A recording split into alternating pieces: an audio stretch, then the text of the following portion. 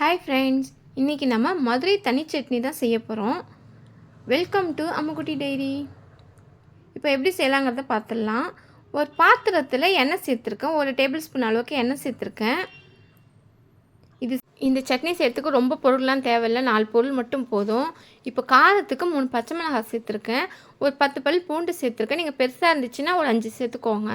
இது ஒரு 2 நிமிஷம் போல் வதக்கினா போதும். மீடியம் சைஸ் வெங்காயத்தை 2 கட் பண்ணி வச்சுருக்கேன், அதையும் சேர்த்துக்கிறேன்.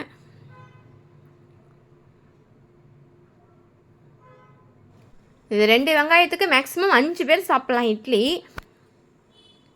கம்மி இன்க்ரீடியன்ட் தான், ஆனால் சட்னி நிறைய இருக்கும் இது. இப்போ இதை நல்லா வதக்கிக்கலாம்.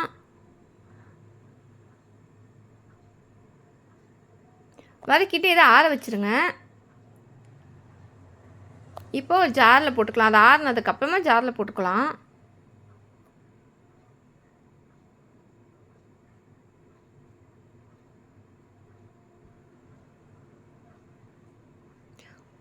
இப்போ 1 கப் பொட்டுக்கடலை சேர்த்துருக்கேன்.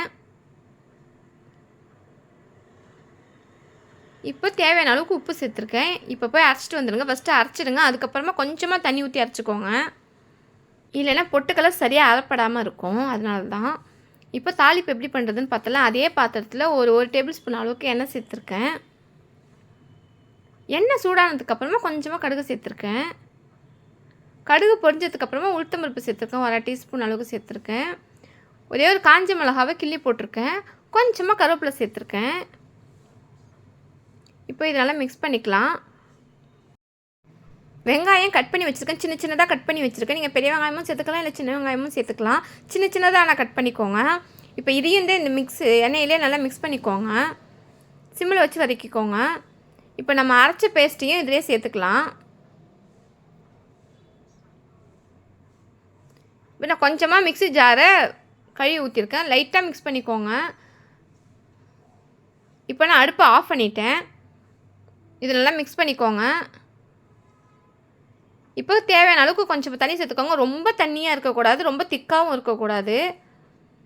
நான் தண்ணி அடுப்பை ஆஃப் பண்ணிட்டு தான் நான் தண்ணி சேர்த்துருக்கேன்.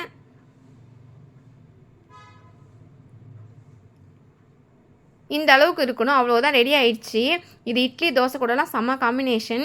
கண்டிப்பாக ட்ரை பண்ணி பாருங்கள். இந்த வீடியோ பிடிச்சிருந்துச்சுன்னா மறக்காமல் லைக் பண்ணுங்கள், சப்ஸ்கிரைப் பண்ணுங்கள். தேங்க்ஸ் ஃபார் வாட்சிங்.